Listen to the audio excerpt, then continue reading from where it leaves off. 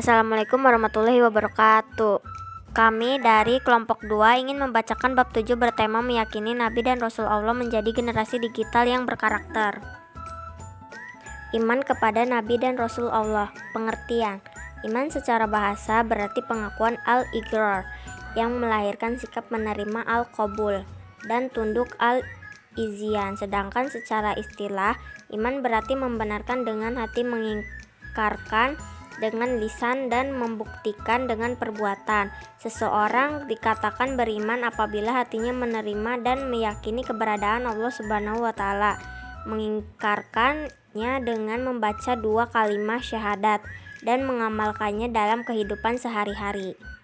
Adapun yang dimaksud iman kepada Nabi dan Rasul Allah Subhanahu wa Ta'ala adalah membenarkan bahwa Allah memiliki Nabi dan Rasul yang sengaja dipilih untuk menyampaikan wahyu kepada umat manusia.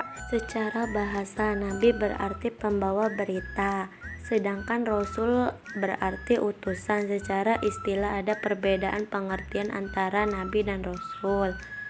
Nabi adalah seorang laki-laki yang diberi wahyu oleh Allah Subhanahu wa Ta'ala untuk dirinya sendiri. Sedangkan Rasul adalah seorang laki-laki yang diberi wahyu oleh Allah Subhanahu wa Ta'ala untuk dirinya sendiri dan untuk disampaikan kepada umat manusia. Karena kehendak Allah Subhanahu wa Ta'ala, maksudnya Allah segala yang menentukan siapa yang dikehendakinya untuk menjadi seorang Nabi dan Rasul. Tugas Nabi dan Rasul. Tugas Nabi dan Rasul dijelaskan di dalam Al-Quran, khususnya pada surat Al-Ahzab ayat 33-45 sebagai berikut. Ya ayyuhan nabiyyu inna arsalnaka syahidan wa mubasyiran wa nadhir wa da'iya ilallahi bi'idnihi wa sirajan munir. Artinya, wahai Nabi, sesungguhnya kami mengutusmu untuk menjadi saksi, pembawa kabar gembira dan pemberi peringatan, dan untuk menjadi penyeru kepada agama Allah dengan izinnya dan sebagai cahaya yang menerangi. 1. Sebagai saksi bagi umatnya. Di hari akhir kelak, setiap Nabi dan Rasul akan menjadi saksi bagi umatnya. Pada waktu itu dapat diketahui siapa yang benar-benar mengikuti Nabi dan Rasul, serta siapa yang hanya mengaku mengikuti Nabi dan Rasul tapi amal perbuatannya menyelisihi mereka. Bagi seseorang yang telah disaksikan oleh Nabi dan Rasulnya bahwa dia betul-betul telah mengikuti ajaran para Nabi dan Rasul itu, maka ia termasuk orang yang beruntung. 2. Sebagai pembawa kabar gembira.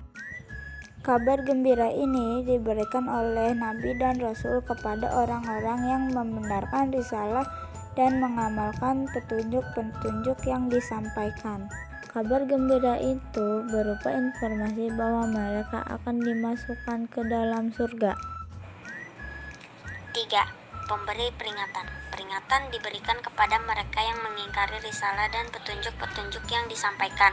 Bagi orang-orang yang ingkar, itu diberikan peringatan bahwa mereka akan mendapatkan azab berupa siksa api neraka. Dengan peringatan ini diharapkan mereka bertaubat dengan kembali membenarkan risalah yang dibawa oleh para nabi dan rasul. 4. Sebagai juru dakwah. Maksudnya adalah para nabi dan rasul bertugas mengajak umat manusia agar mengakui keesaan Allah Subhanahu wa Ta'ala dan membimbing mereka agar beribadah dengan tulus ikhlas. Tujuannya adalah agar manusia akan ditempuhi dengan cahaya keimanan sehingga menyinari jalan yang akan ditempuh agar mereka berbahagia di dunia dan akhirat. Kemurahan itu dapat kalian temukan pada tujuan tugas-tugas yang diberikan kepada para nabi dan rasul. Pada dasarnya tujuan itu mengarah kepada kebaikan dan kebahagiaan umat manusia, baik ketika hidup di dunia maupun hidup di akhirat kelak. Mukjizat Nabi dan Rasul. Para nabi dan rasul Allah selalu menghadapi tantangan dalam menjalankan tugas-tugasnya. Tantangan itu berasal dari orang-orang yang ingkar dan ragu terhadap kenabian ataupun kerasulan pada Nabi dan Rasul Allah.